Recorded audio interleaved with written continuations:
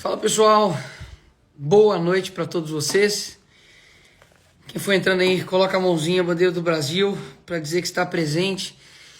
A gente chega hoje no nosso 7º dia de oração e jejum pelo nosso país, Brasil, verde, amarelo, azul.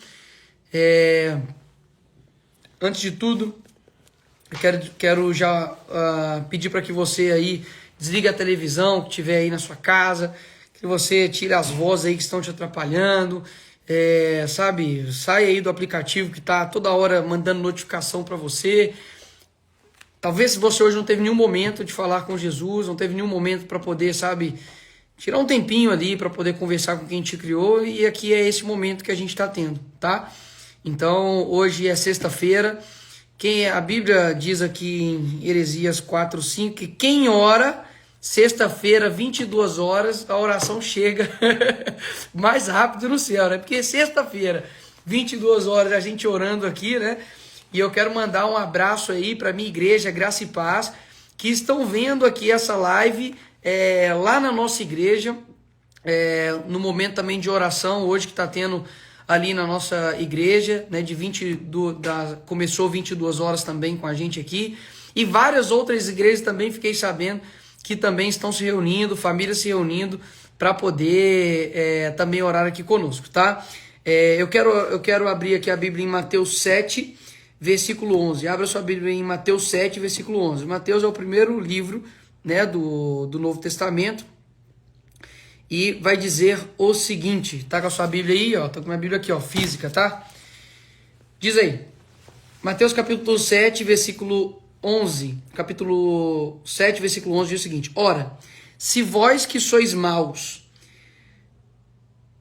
sabeis dar boas dádivas aos vossos filhos, quanto mais vosso Pai, que está nos céus, dará boas coisas ao que lhe pedirem. Ou seja, nós que somos maus, somos pecadores, somos pessoas falhas, cheias de erro, precisamos ter a misericórdia do Senhor, né, a todo momento, a cada instante. Caso contrário, nós não ficamos de pé.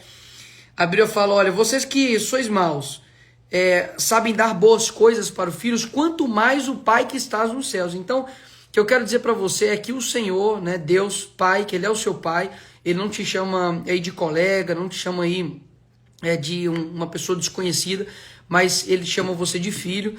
Ele tem coisas boas para você, Ele pede coisas boas para você, tá? Dali do céu Ele quer te dar algo bom. Não ache, né, que os olhos do Senhor estão, sabe, distanciados de você. Acha que para todo mundo em volta de você tem algo bom, né? Nossa, olha como aquela pessoa tem uma casa, olha como aquela pessoa ali está tendo um relacionamento, aquela pessoa ali teve um sucesso financeiro, e para mim nada, né? Deus com certeza não tem coisas boas para minha vida, pelo contrário. Tá? Isso não é para você essa palavra. A palavra que o Senhor diz é que Deus, ele tem coisas boas para você. O que isso quer dizer? Planos bons, né? Coisas de paz, sabe? Coisas para poder fazer bem o seu coração, né? Ele quer te dar uma boa família, ele quer te dar um bom relacionamento, ele quer te dar boas amizades, ele quer te dar uma boa casa, ele quer te dar um bom lar, ele quer também te abençoar também financeiramente, que não é nenhum pecado. Então receba isso, não deixe com que as coisas em volta sejam maior do que a palavra que está aqui, né, na Bíblia, tá bom? Eu vou chamar aqui a Ana Campanholo. Eles me disseram que ela está um pouco corrida por conta de uma agenda. A gente sabe como é que são as agendas, né, de deputados e políticos.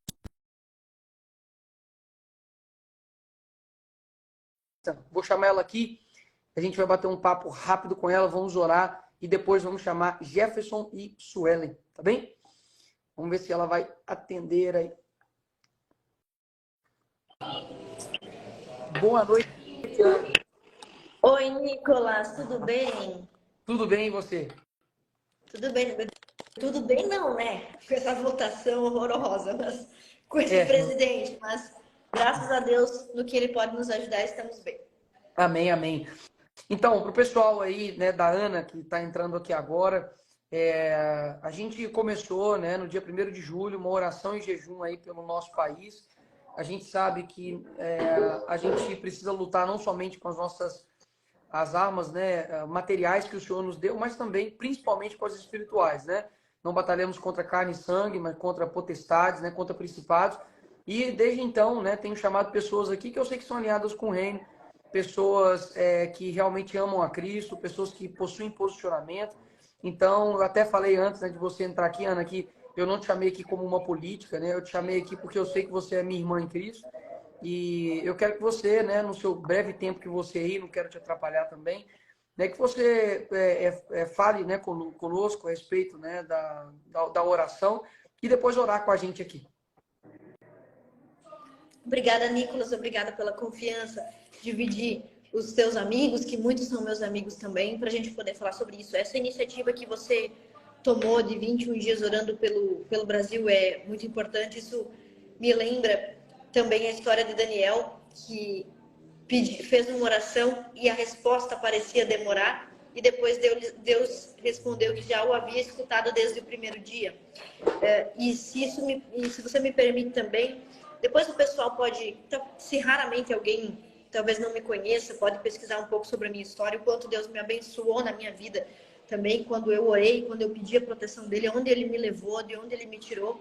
Mas eu gostaria de trazer uma palavra da Bíblia para o nosso coração hoje e deixar um pouco da minha biografia, da minha história para um outro momento. A Bíblia tem muitos livros históricos, proféticos, e muitos deles falam sobre política. O livro de Crônicas, o livro de Reis, é basicamente sobre política, a administração desses reis, que haviam reis bons e reis maus, e isso nos ensina muito, porque o povo de Deus, o povo de Deus, era o povo escolhido.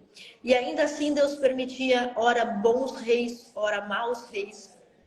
E de uma certa forma o povo era recompensado e às vezes punido com o tipo de governante que tinha.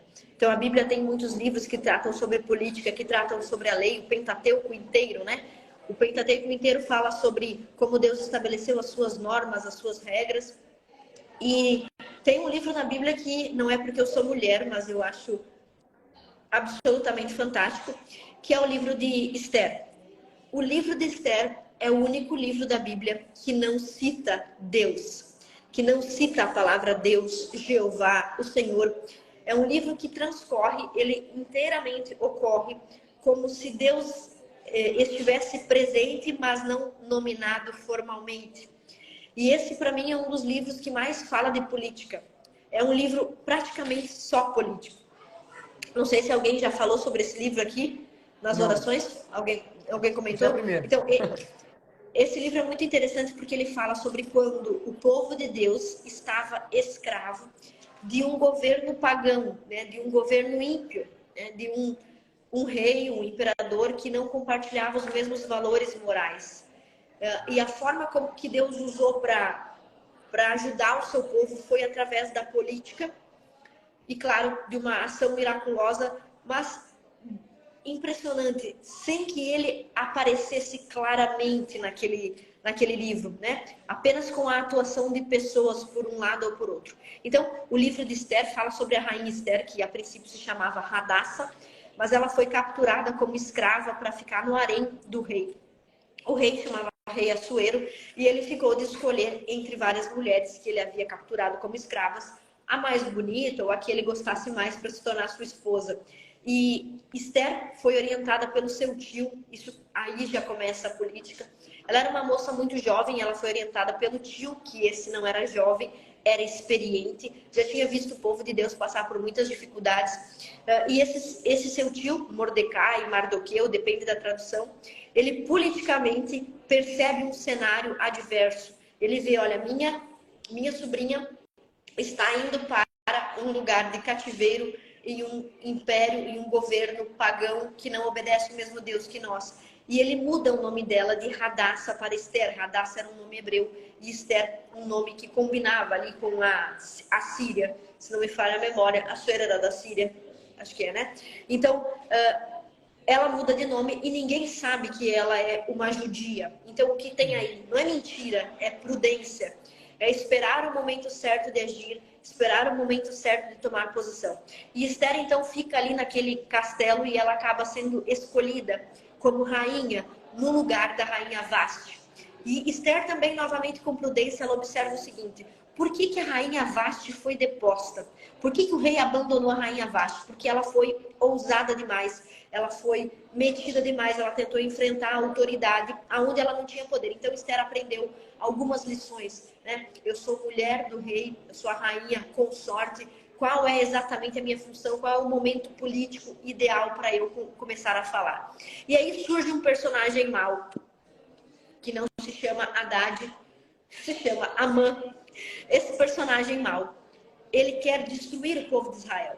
E como toda ditadura, como todo regime autoritário, ele começa a sua maldade contra o povo de Israel, né, contra o povo judeu, criando um decreto que proibia o povo, né, impedindo o povo de se defender, de uma certa forma, desarmando o povo. E ele estava preparando uma emboscada para que os membros do governo, para que o governo invadisse a casa dos judeus, tomasse sua propriedade, matasse suas crianças, suas esposas, escravizasse as mulheres, matasse os homens. Ele estava planejando tudo isso politicamente, através de éditos, de decretos, e ele ia trabalhando nessa maldade por um sentimento revanchista, porque muito tempo atrás o povo de Israel havia atacado o seu povo e ele cresceu com esse ódio, com esse desejo de vingança, e ele odiava o povo de Deus, e através da política ele se tornou uma espécie de chanceler, o braço direito, uma pessoa muito importante no reinado de Assuero, e ele estava planejando destruir o povo de Israel. E destruir num genocídio mesmo. Talvez, se aquilo tivesse acontecido, teria sido o primeiro holocausto, talvez o único holocausto, porque o povo de Israel não teria sobrevivido àquilo, né? Então, Esther não está sob ameaça, porque ninguém sabe que Esther é judia, ela mudou seu nome, ela é rainha, ninguém vai encostar um dedo nela, ela está salva. Então ela poderia de repente pensar como talvez um empresário do Brasil que pensa, eu tenho muito capital, se o Brasil ficar mal, eu vou embora, né? Talvez um influenciador, um jornalista, um intelectual que pensa, não tem problema, se o Brasil se lascar, eu vou morar na Itália, eu fujo daqui, eu vou me salvar. E Esther poderia ter pensado a mesma coisa, ela poderia pensar isso. Olha, ninguém sabe que eu sou judia, se matarem todo mundo, eu não vou ser afetada, afinal eu sou a rainha, né? Eu sou 02, eu estou do lado do imperador. E aí, o tio de Esther, que é aquele homem que conhece de política, um homem temente a Deus, um conselheiro, ele chama Esther e diz o seguinte para ela. Parece que ele podia até estar adivinhando o que ela queria, o que ela estava pensando. Ele diz o seguinte para ela: Esther, não imagine no teu coração que por você estar na casa do rei, por você ser rainha, escapará da morte, né? Que se os judeus forem mortos, você vai escapar. Não imagine isso. Porque se você, nessa posição de poder, se calar, não fizer nada, socorro e livramento virá de outra parte. Ele não cita Deus, mas ele diz para Esther, se você não fizer nada, porque acha que a sua posição é confortável, que você está bem, se você não ajudar o seu povo, não se preocupe. Alguém de algum lugar, no caso é Deus, mas ele não cita, socorro e livramento virá para os judeus, mas você e sua casa perecerão. Você e sua família vão pagar, não sei se nesta vida ou na próxima, mas você vai pagar pela sua covardia. Então, essa mensagem que o rei, que o tio dá para a rainha, toca no coração dela e ela decide, eu vou fazer alguma coisa. Não sei bem o que, não sei bem como, mas eu vou fazer alguma coisa. Então, ela responde o seguinte, e por isso é tão importante esse momento, essa live que você está fazendo. Olha o que Esther respondeu para o seu tio. Ela disse, tio, junta todos os judeus, junta todo o povo de Deus, jejua por mim, e não comam nem bebam por 3 dias, nem de dia nem de noite. Ou seja, jejuar, orar, buscar a Deus. E eu irei ter com o rei, né, com o governante, com o líder máximo político, ainda que não seja segundo a lei, se eu tiver que morrer, morrerei. Ela sabia que ela não podia entrar para falar com o rei, interromper o rei, cortar a palavra do rei, porque isso foi o que matou a outra rainha, a rainha Vasti, morreu por ter sido metida. Mas ela, sabendo que ela tinha que fazer alguma coisa, ela toma uma decisão de coragem. Mas antes de tomar essa decisão de coragem, ela pede para o seu tio 3 dias de oração. 3 dias de jejum. Então, depois a gente vai ver na história de Esther que ela consegue mudar o coração do rei para que ele revogue os decretos de Amã. Esse Amã que é um grande inimigo do povo. E a primeira coisa que o rei consegue mudar no decreto de Amã, aliás, a coisa mais importante que o rei consegue mudar no decreto de Amã, que o decreto já estava publicado, é que ele finalmente concede aos judeus o direito de se defenderem.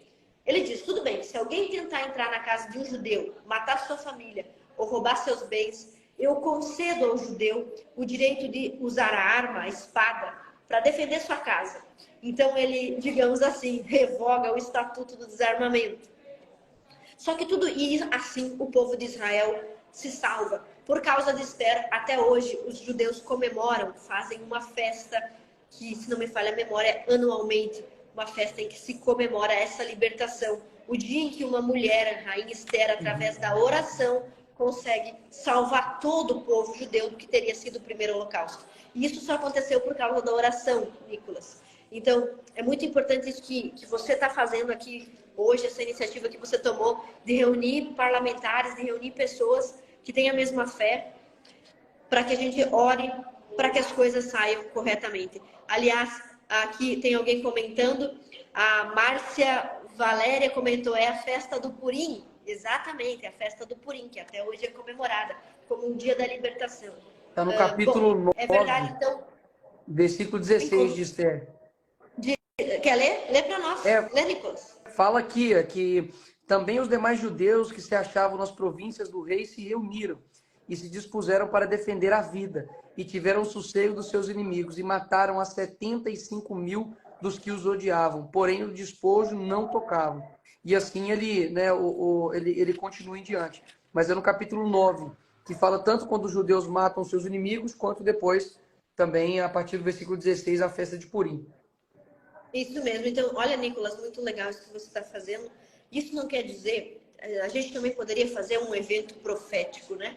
Nós pedimos que Deus nos dê em tanto tempo alguma coisa, mas olha, isso é absolutamente... não nos cabe, a gente não sabe o tempo de Deus.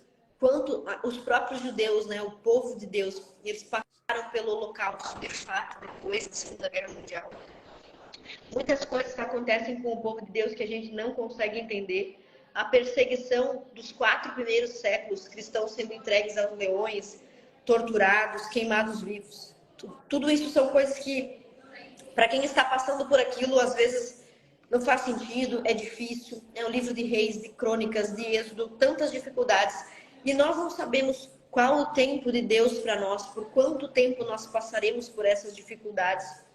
Mas eu tenho visto, Nicolas, e não sei se você compartilha desse sentimento comigo, a gente fala muito sobre somos cristãos, somos conservadores, mas às vezes isso sai da boca de pessoas que falam isso da boca para fora. Deus conhece o coração do povo brasileiro. Será que o povo brasileiro realmente está com seu coração voltado, seu joelho dobrado para esse Deus? Será que esse povo que se diz de Deus está... o homem respeitando a esposa, a mulher respeitando o marido, os filhos respeitando os pais? Será que a família conservadora busca Deus de verdade porque a religião está acima da política? Será que nós estamos, de fato, sendo os conservadores que dizemos ser? A gente está buscando a Deus de verdade, deixando os prazeres da carne para lá? Você está na política, tu sabe, Nicolas, muita corrupção, muita mentira. Enquanto essas coisas ainda existirem, começarem a se infiltrar entre nós, nós teremos dificuldades de acessar a bênção de Deus. Então, que esse momento de oração não seja só para pedir que Deus nos ajude politicamente, porque nós precisamos disso, mas que nós sejamos de fato povo de Deus, para que a nossa oração chegue até Ele. Né? E o que significa ser povo de Deus? Significa ser uma mulher abençoada que honra o marido, ser um marido decente que respeita a esposa, que cria os filhos com amor, sem desonestidade, sem roubalheira, sem mentira. E nós precisamos ser assim de verdade se queremos que Deus nos olhe como o povo dele para ter misericórdia de nós. Então, muito obrigada, Nicolas, pelo convite. Eu não sei se eu que faço a oração ou é você. É você mesmo que faz a oração, Ana. Antes, eu só queria dizer que é sempre muito bom te ouvir. E obrigado, né, por ter disponibilizado esse tempo aqui para a gente, essa palavra.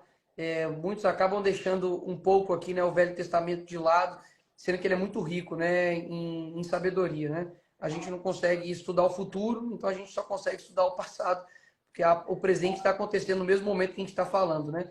E eu sempre digo isso, né? Eu sempre pergunto, né, aos conservadores o que eles estão conservando, né? O que de fato você conserva, né? Sua família, você conserva seu casamento, conserva a educação dos seus filhos, enfim, o que você conserva.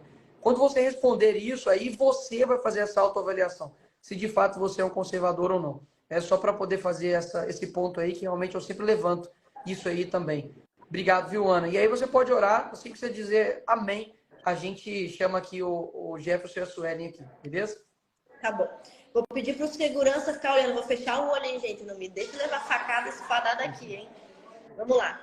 Senhor nosso Deus e amado Pai Celestial, Tu sabes que nós queremos ser o povo de Deus. Nós sempre dizemos por aí o quanto queremos ser conservadores, cristãos, que nosso lema é Deus, pátria e família. Então nos ajuda verdadeiramente a colocar Deus como nossa prioridade, como aquele que nós queremos agradar com nossas atitudes, com nossas posições políticas.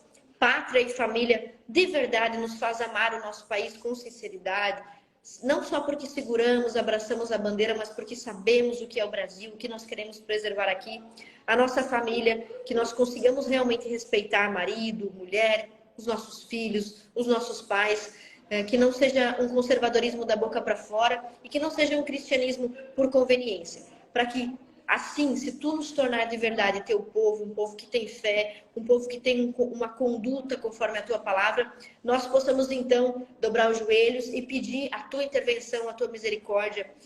Como diz o nosso ex-presidente Bolsonaro, não nos permita sofrer com o comunismo, tem piedade de nós, sabemos que a tua vontade e o teu tempo é que devem prevalecer, mas se ainda nos ouve e pode ouvir o nosso clamor, em nome de Jesus te pedimos que tenha piedade do Brasil, tenha piedade do brasileiro e nos ajude também a ser cada vez brasileiros melhores, cristãos melhores. Em nome de Jesus. Amém. Amém, Ana. Muito obrigado, viu? Obrigado aí mais uma vez. Que Deus te abençoe aí e até mais. Aí. Agora eu vou chamar aqui o Jefferson e a Suelen. O Jefferson, Suelen, que cantam e arrebentam aí pelo Brasil com os jovens. É sempre muito bom ouvir a Ana, né? É impressionante. Opa! Fala, Jefferson. Fala, Suelen. Tudo bem? Fala, Boa noite. como é que você tá? Tô Fala, gente, bem, tudo graças a bem? Deus. Fala Estão escutando comigo, bem aí? Tá tranquilo? Tô vendo bem. certo? Show de bola. A gente escutou um pouquinho aqui a respeito de Esther, né, com a Ana Campanholo. Não sei se vocês a conheciam, já conheciam? Ela é do nosso Com estado. certeza. Ah, então tá A em gente gostou casa. dela. Ah, É, então deixa, né? Já tá aí caminhado. E a Sim. gente ouviu um pouco aqui sobre Esther, né, para você aí, né, que é seguidor, né, do Jefferson, da Suelen. A gente está fazendo 21 dias de oração e jejum pelo Brasil. A gente não está orando aqui, não é pelo um político, não é por um partido. Eu não estou aqui como político, para deixar bem claro. Acredito que todo cristão, né, ele exerce uma profissão, exerce um chamado. E é engraçado, né, que o mundo hoje, o padeiro pode falar de tudo, né, o médico pode falar de tudo, o cristão não. O cristão não pode falar de tudo, né? Ele tem que só falar para os deles e olhe lá, bem caladinho, sem irritar ninguém. Então eu venho aqui realmente como um cristão, né, uma pessoa que nasceu num lar cristão, uma pessoa que experimenta, né, a misericórdia, a graça do Senhor todos os dias. E nós estamos aqui no 7º dia de oração e jejum, né, pelo nosso país. Então vou deixar aí com que vocês se apresentem, né, falem um pouquinho. Quando quiserem chamar para poder orar aí, fiquem à vontade. A live aqui é sua aqui. Glória a Deus. Nicolas, desde já obrigado pelo convite. Você, sua equipe, obrigado. A alegria estar aqui. Eu e a Suelen, nós estamos aí casados há quase 6 anos, né? Desempenhando o propósito que Deus nos confiou, né? Levando a palavra através da adoração e da mensagem pregada. Tem neném também. Tem neném. João tem Pedro está neném aqui. lindo aqui. Ele é pentecostal, tá fazendo uma Tá festa bem. aqui. Tá dando glória aí. E aí, nós nascemos também num lar cristão e seguimos a Bíblia como manual de fé, né? E a gente está num tempo complicado que nós não podemos nem defender aquilo que a gente acredita, né? A gente está num tempo que a verdade está se transformando em mentira, o certo em errado, né? E o mundo está indo assim rumo ao caos, mas ainda bem que Deus tem levantado uma galera aí disposta a orar. São pelo menos aí ó, mais de 40 mil pessoas que decidiram, entre tantas Numa coisas, sexta-feira, hein? Numa sexta-feira. Terça-feira. Fria. parar para Aqui orar. em BH tá muito gelado. Olha Né? só, Agora todo mundo, ó.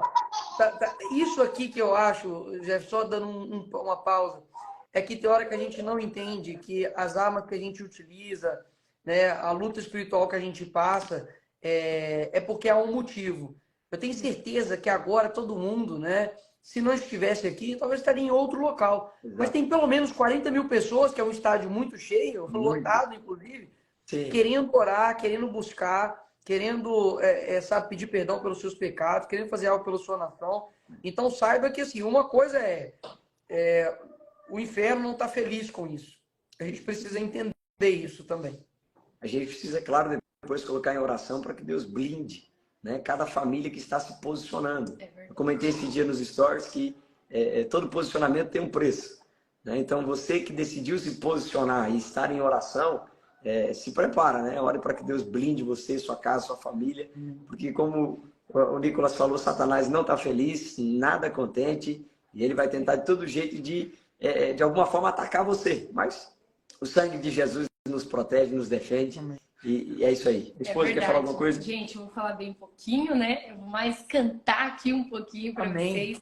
Mas a gente está muito feliz em participar dessa live aqui. A gente sabe que tem uma geração de jovens fortes, posicionados, remanescentes. Eu sempre digo isso, tem remanescentes que ainda pregam o evangelho da verdade. E essa palavra tão pequenininha, né? Oração, mas que faz toda a diferença. Eu costumo dizer que jovem também ora. Amém. Isso é uma coisa muito linda, porque eu vejo jovens aqui posicionados também, dizendo que estão aqui para orar, para clamar ao Senhor, né? Sobre essa nação, declarar bênçãos. Então, a gente vai cantar uma canção aqui, que talvez ela não seja muito conhecida, mas é uma canção que a gente ama muito e ela fala sobre isso, sobre uma vida de oração. E a gente quer te impulsionar para isso nessa noite. Quem ora sabe que tem momentos que não saem palavras, às vezes só lágrima, mas a gente sabe que o Espírito Santo interpreta isso, leva aos céus e o Senhor recebe a nossa oração. Então eu quero que você ouça essa canção, que você sinta isso e que você se posicione hoje numa vida de oração, amém? A gente vai cantar um pouquinho aqui, vamos lá. Na oração encontrar, na oração encontro paz. Orar a Deus faz bem à alma, falar com Deus me satisfaz. Orar a Deus, que privilégio,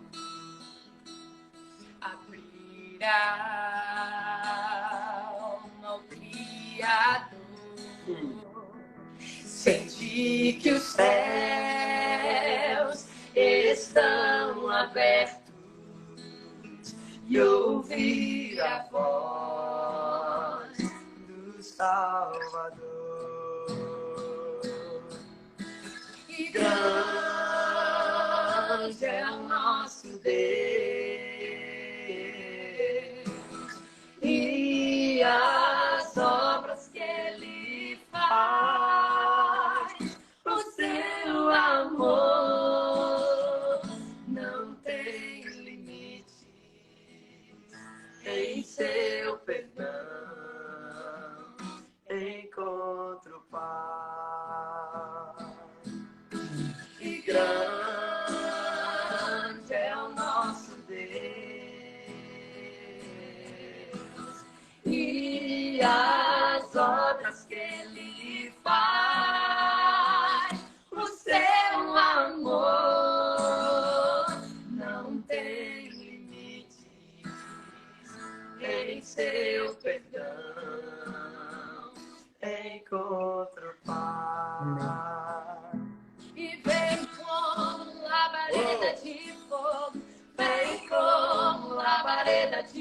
fogo, e pousa sobre cada um de nós, e pousa sobre cada um de nós, e vem como labareda de fogo, vem como labareda de fogo, e pousa sobre cada um de nós, e pousa sobre cada um de nós, mas a igreja será arrebatada no piscar de olhos, acontecerá,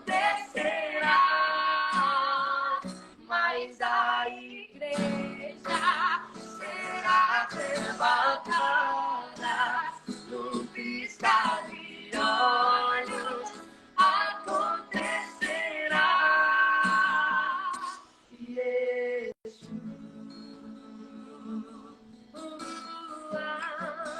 O Messias aguardado, ele vem me buscar.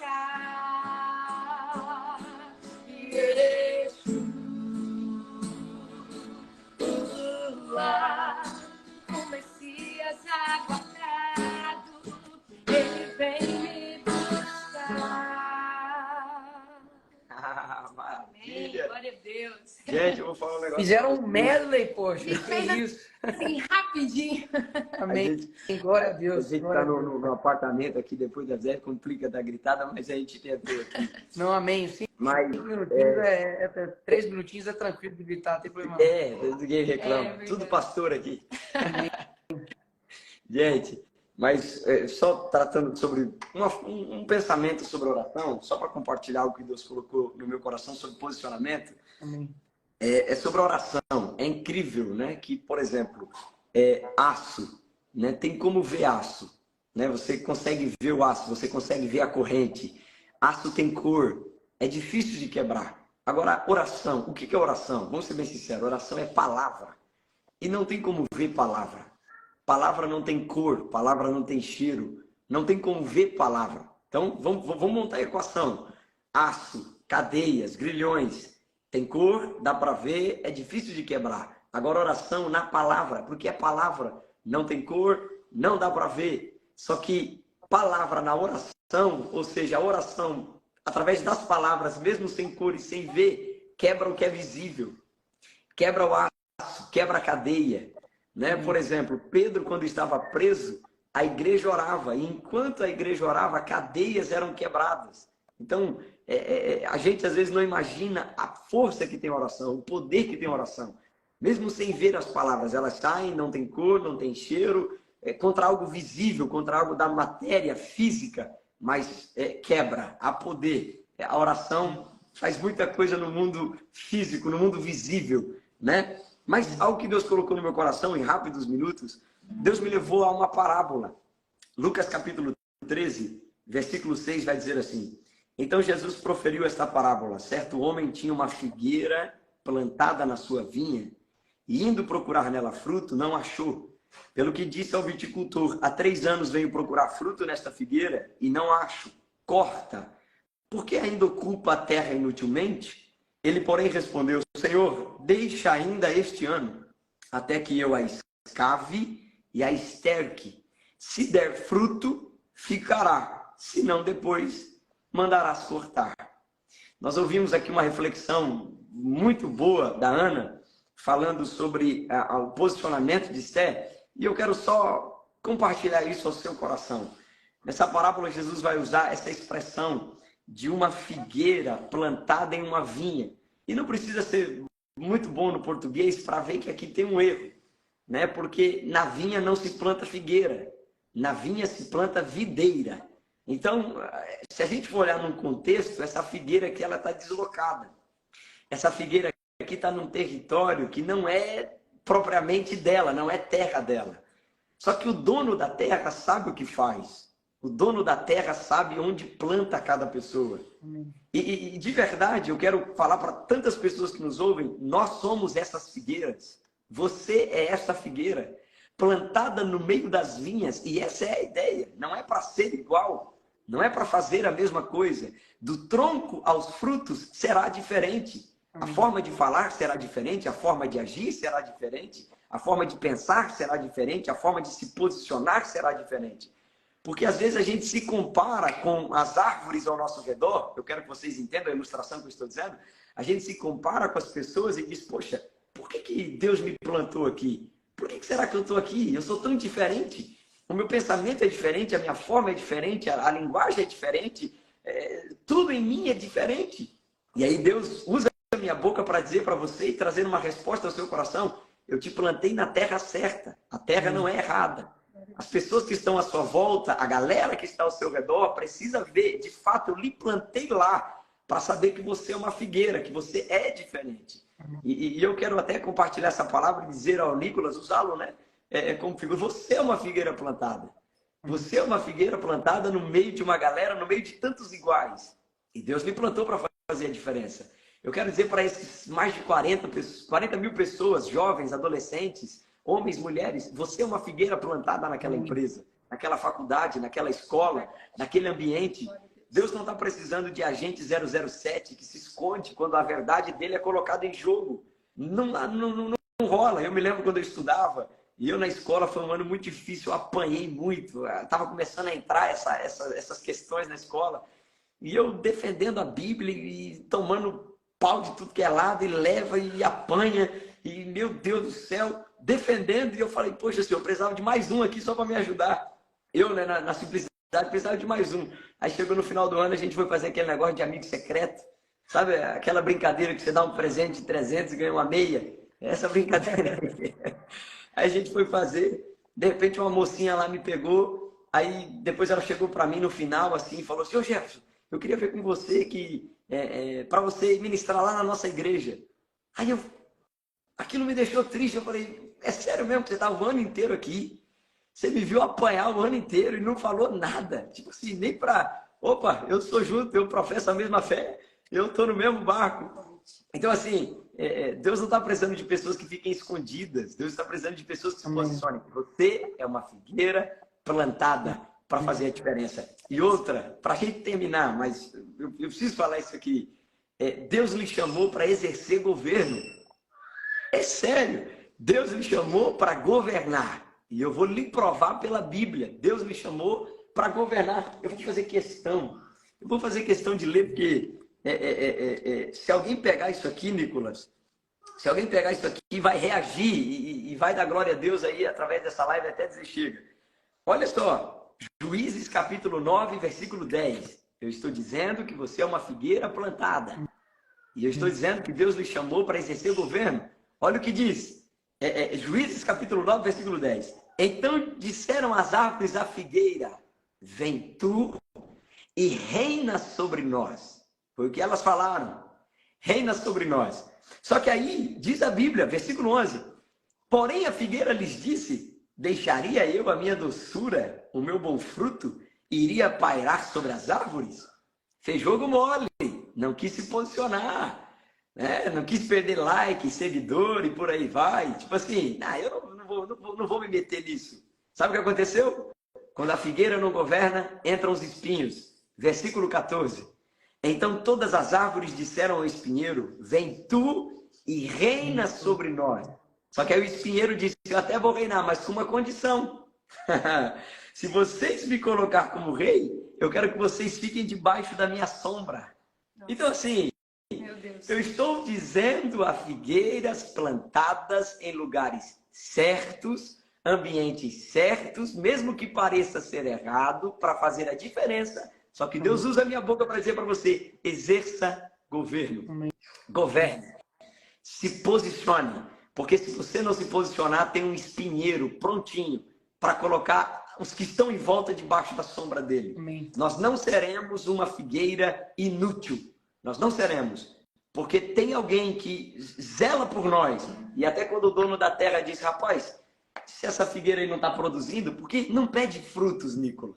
Ô, Nicolas, não pede frutos. É só ver ali, está no singular. Fruto. Ele quer um fruto. Então não é quantidade, é qualidade. Fruto. Eu quero um fruto. Né? Mas o viticultor dá uma olhadinha e diz assim, não, deixa comigo. Me dá mais esse ano. Eu vou cercar. Eu vou cavar. Eu vou cercar. E eu sei que vai produzir. Aquilo que não produziu em 3 anos na sua vinda para essa terra, vai produzir depois que eu escavar e adubar. Amém. Então, a nossa oração, não sei se você vai orar ou a gente vai fazer essa oração, mas a nossa oração vai ser para que Deus, para que o Espírito Santo escave essas figueiras que não estão produzindo. Sabe, que o Espírito Santo adube essas figueiras que têm potencial de produzir em diversos ambientes. Porque Deus me chamou para exercer governo, Deus me chamou para fazer a diferença. E essa era a palavra que eu queria compartilhar no seu coração, porque a gente está se posicionando em oração, em jejum, mas a gente precisa se posicionar também diante das pessoas, porque se a gente não se posicionar, os espinheiros estão prontinhos para governar. Amém. Glória a Deus, glória a Deus. São vocês que oram mesmo. Antes de vocês orarem, né? Eu sempre peço o pessoal realmente deixar tudo aquilo que talvez tenha perturbado a mente, né?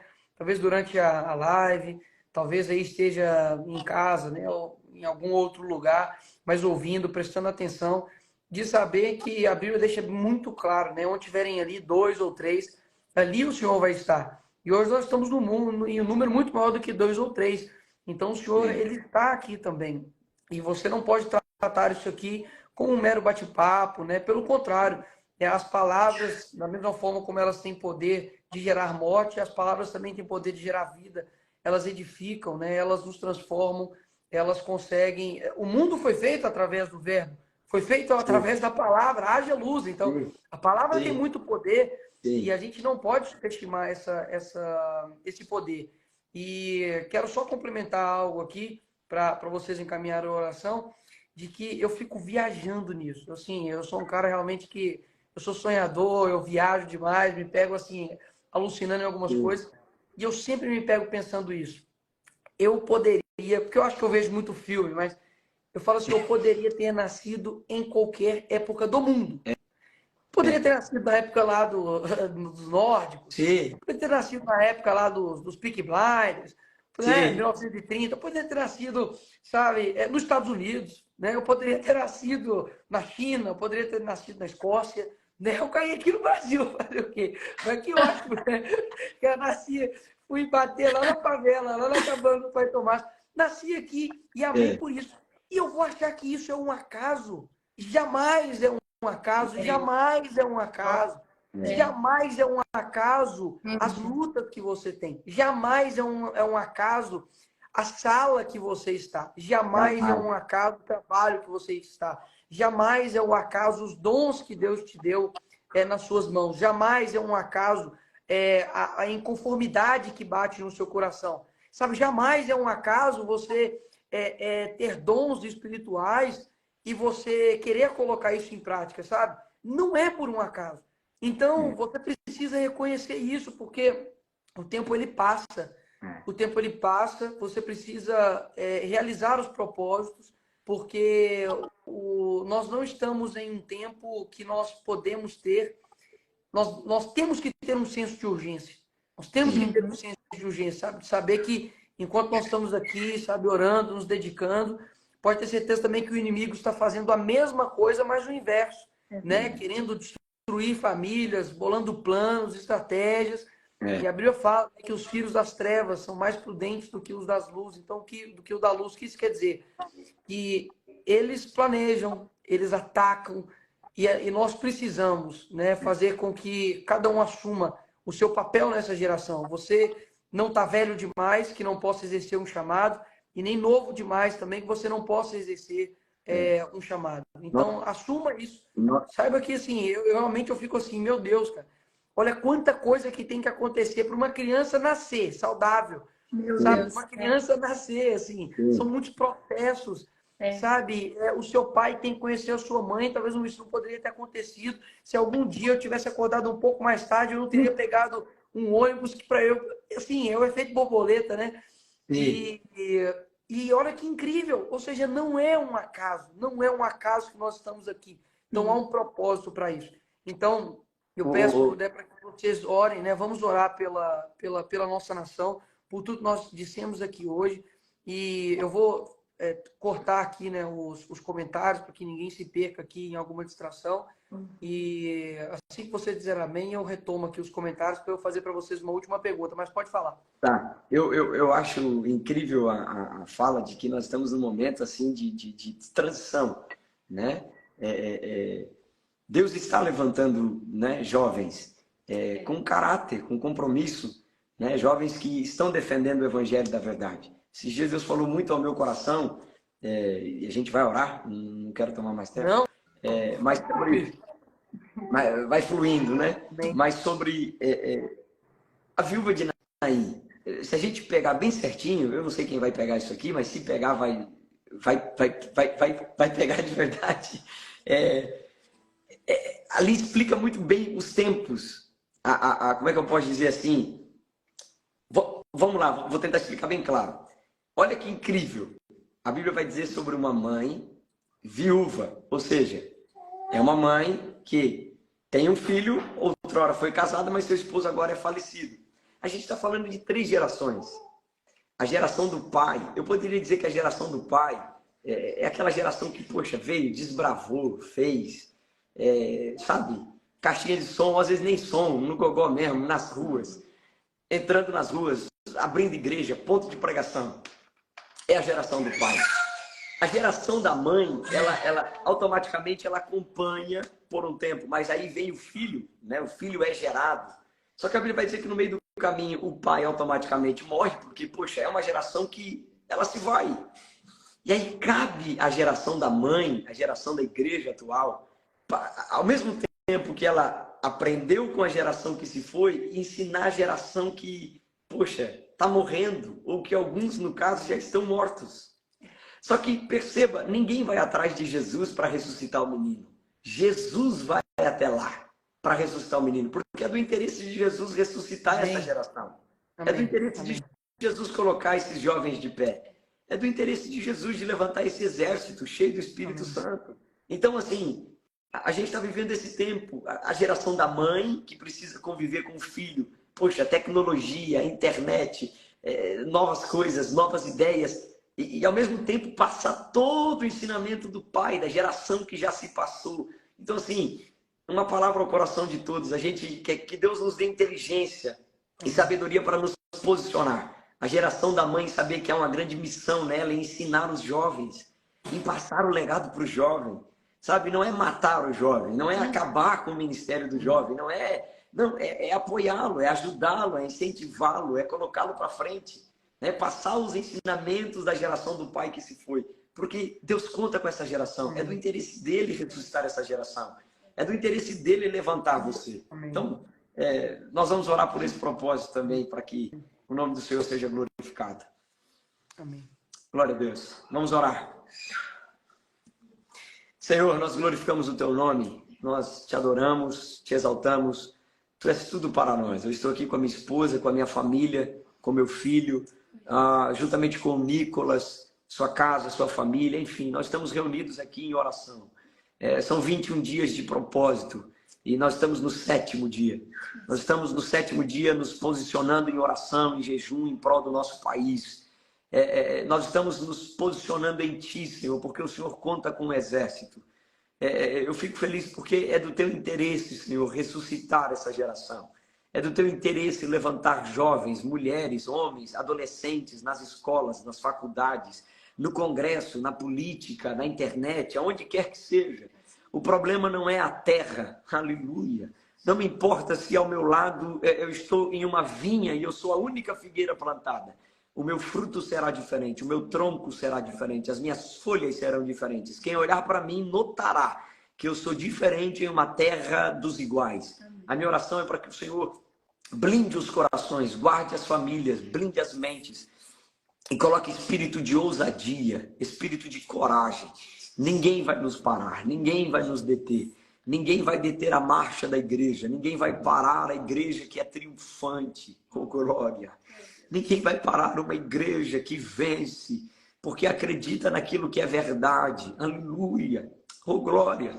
Obrigado, Senhor, pelos tantos que o Senhor tem levantado por esse país para se posicionar e encorajar uma galera que está vindo aí também com o coração forte, com os lombos preparados e assim, prontos para a guerra, prontos para defender o evangelho da verdade, prontos para defender a verdade, a Bíblia como manual de fé. Senhor, nos ajuda, por favor, a produzir, que o teu Espírito Santo possa escavar, adubar. Senhor, se houver alguém morto espiritualmente, possa ser ressuscitado para um novo tempo e que o teu nome seja glorificado. Eu sinto a tua presença aqui, Senhor. Aleluia. Oh, glória. Que o Senhor possa levantar jovens, homens, mulheres, adolescentes, a todos quantos estão disponíveis e querendo que o Senhor possa levantar com muita autoridade, com ousadia, e que o teu nome em tudo seja glorificado. Muito obrigado por esse momento. Nós te amamos. Em nome de Jesus. Amém. Glória a Deus. Glória a Deus. Amém. Glória a Deus. Pastor, a última pergunta que a gente está fazendo para todo mundo com relação à oração, que muitas pessoas têm experiências, né, com a oração, e isso fortalece pessoas que estão talvez cruas na fé ou não sabem a importância da oração. Rapidamente, se vocês tiverem um testemunho, né, que a oração ela foi fundamental. O momento onde a oração ela realmente ali possa ter te salvado, sabe, onde ela fez toda a diferença na vida sua e da Suelen. É difícil citar Olha, é um, difícil citar uma. Eu sei que é difícil citar um momento, mas aquele momento que você fala assim, poxa, cara, esse momento assim... Eu vou deixar o Jefferson, eu vou deixar o Jefferson compartilhar aí com vocês, mas eu já me adianto a dizer que, gente, orando, ter uma vida de oração, na oração você sempre vai viver experiências extraordinárias. Os teus joelhos te levarão mais longe do que os teus pés. A oração tem uma resposta incrível, imediata, talvez não no nosso tempo, no tempo de Deus, mas é único. Um testemunho, já que nós estamos aqui, né, família, casal, um testemunho. Quando nós casamos, né, eu e a Suelen, nós estávamos, assim, crendo nas promessas do Senhor. Né? Eu e a Suelen, nós casamos e nós vivemos a experiência da oração. Eu levantava às 6 da manhã, eu ia para a igreja orar e eu ficava no púlpito da igreja orando, voltava para casa 9, 10 horas da manhã. E a minha oração, Nicolas, caminhando pelo púlpito da igreja era: Senhor, me dá condições de comprar uma bolsa para minha esposa. Me dá condições de dar um sapato para minha esposa. Tipo assim, eu estou dizendo algo que nós vivemos como casal, depois que nós casamos. Né? Nós tivemos muitas experiências particulares de respostas de Deus imediata, de entrar dentro do quarto, orar, e quando sair receber o telefonema, poxa, era aquilo. Mas se tem uma coisa que eu digo assim, ó, na oração, levantava todos os dias, ia para a igreja, orava e colocava diante de Deus. Falava: Senhor, a minha vida está desse jeito, está dessa forma. Um casal com promessas, como todos os que estão nos assistindo. Porque às vezes a gente coloca a culpa no ambiente. A gente imagina que, poxa, o ambiente aqui não é favorável, ninguém conhece a minha rua, ninguém sabe quem eu sou. Será vir algo bom de Belém, né? Será que pode vir de Nazaré. De lá? Que vem, será que pode vir algo bom de lá? Não vem. E tipo assim, Deus fez. Nós não tínhamos assim, é sério, a gente não tinha onde cair vivo, porque morto cai em qualquer lugar, né? Mas não tinha nada, não tinha bicicleta, não tinha tênis, não tinha roupa, não tinha nada. E Deus usou pessoas para dar carro, Deus usou pessoas para que a gente morasse bem, Deus usou pessoas para que a gente comesse bem. Deus foi movimentando todas as coisas. Através de oração, Deus foi respondendo cada oraçãozinha que eu pedi. Senhor, eu preciso de um carro para poder ir pregar. Deus foi lá e deu o carro.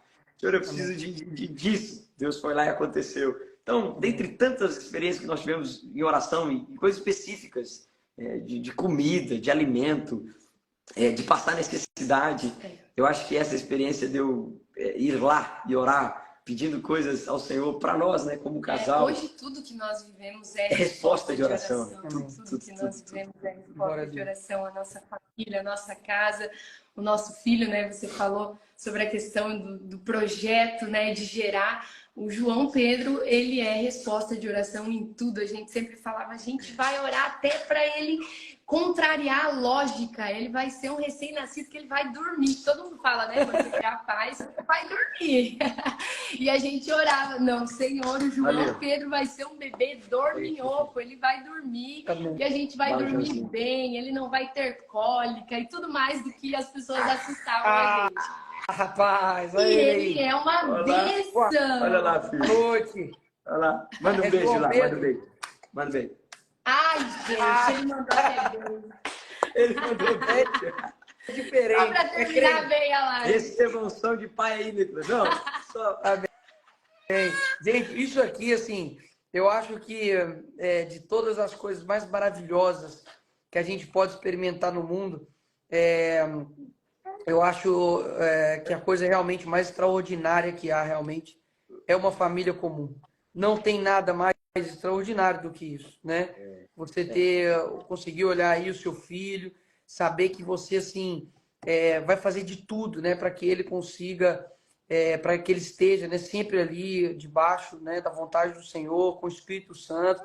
Eu acho que é aquilo que nós temos, né, que é, poxa, a sensibilidade de ouvir o Espírito Santo, a sensibilidade de você ter o temor do Espírito Santo, de você recuar, de você pedir perdão. Eu acho que esse é o maior anseio de um pai para um filho. Né? Que ele, assim, poxa, se talvez eu saia daqui sabe, talvez eu morra, o meu filho continue, né, tendo um pai, sabe? É engraçado que, assim, muitas pessoas chegam para minha mãe e falam, poxa, o que você fez com o Nicolas, né? Como é que faz e tal?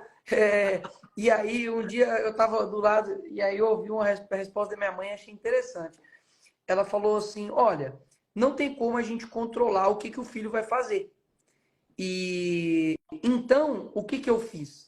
Eu consagrei o meu filho ao Senhor. É isso aí. E assim, por mais que isso seja comum para nós cristãos, de sempre quando nasce uma criança, você vai consagrar ele ao Senhor, eu acho que a repetição de algo grandioso não pode diminuir o quão grandioso é isso. Então, a minha mãe levou muito a sério isso. Ela consagrou isso ao Senhor, ou seja, Senhor, por mais que eu ame ele absurdamente, eu sei que minha mãe, inclusive, está me ouvindo agora, eu sei que ela me ama muito, né? Ela fala que eu sou o filho que ela mais ama, porque ela não tem outros filhos homens. As minhas irmãs ficam, ó, nervosas, fala, ele é o filho que eu mais amo. Sim. E ela fala, olha, eu consagrei ele ao Senhor, então ele já não é meu mais. Sim. E, cara, isso abriu uma chave na minha cabeça que eu falei, é isso. A gente sempre fala isso. A minha mãe me jogou na salva da oferta. A mãe do Jefferson jogou ele numa toalha de oferta. Aí foi verdade cor que a minha mãe. Foi histórico. Ela foi lá e colocou ele lá dentro de uma toalha e falou, Deus, tô ofertando. Uhum. Porque esse é o segredo. A gente não tem a experiência, não tem o know-how, por mais que, obviamente, a gente tem muitas pessoas hoje que falam a respeito, por exemplo, de homeschooling, falam a respeito, né, de educação familiar, sobre tudo isso. Tanto são as ofertas do mundo, tanto são os perigos que ficam em torno do seu filho, que se você não consagrar ele ao Senhor, você está tomando aquele filho para si e você não pode ser o Deus do seu filho. Né? O Deus do seu filho tem que ser realmente o nosso pai, né? Tem que ser o nosso pai. Então, só queria compartilhar isso aí, porque eu achei bem legal que o seu filho realmente aí, né? O João Pedro? João Pedro. João Pedro, né? Que o João Pedro, ele possa realmente aí, sabe, ganhar almas. Eu lembro que um certo pastor que era da escola da minha irmã, da Lavínia, mais nova, um dia falou assim, a Lavínia, né, que é minha irmã, falou assim, a Lavínia vai tirar gente do inferno rindo. E eu achei isso engraçado, porque ela é muito despojada, ela é muitas conversas com todo mundo e tudo. E eu lembro que um dia, eu conversando com ela, eu disse, Lavínia, não deixe com que ninguém tire esse sorriso seu, sabe? Essa alegria que vem do Senhor, né? Um coração alegre aformoseia o rosto. Então, assim, eu achei engraçado o pastor falando que ela vai tirar a gente lá do inferno rindo, assim, licença aqui, viu? Sabe? E trazer a gente do céu. Então, assim, não há nada mais, sabe, não há nada que a gente possa desejar mais do que, de fato, né, filhos que servem ao Senhor, que sejam luz, tá? É verdade. Glória a Deus por Muito isso. bom. Glória a Deus. Prazerzato fazer parte aí desse momento. Obrigado pelo convite. Verdade. Que a gente possa se encontrar, né? Para poder conversar mais vezes. Amém. Nós vamos se encontrar sim. Pessoal, muito obrigado, viu? Jefferson, muito obrigado aí pelo tempo. Pessoal que está aqui na live, quantas pessoas têm sido abençoadas por isso? Eu tenho postado lá no meu canal do YouTube. de todos os dias aqui. Se eu não me engano, já vai bater mais de 1 milhão, né, de pessoas que estão vendo só lá no YouTube. Aqui passa mais de 200 pessoas, 200 mil pessoas, pelo menos sempre. Então, tem alcançado pessoas. Não deixe com que isso seja só bom para você. Envie isso para uma outra pessoa e eu vou ser assim, mais sincero possível, que eu não consigo ser outra coisa. Eu não estou nisso aqui por audiência, eu não estou isso aqui por um like e tal. Eu já, assim, eu nem tive essa fase, que eu nunca liguei muito para isso. Mas, assim, eu quero realmente que isso alcance as pessoas, sabe?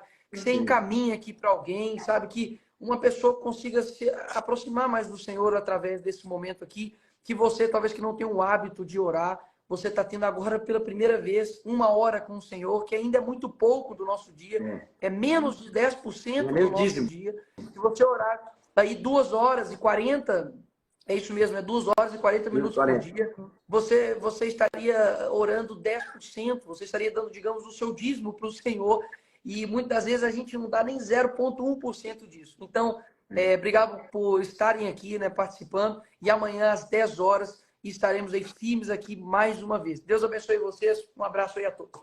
Deus abençoe, gente.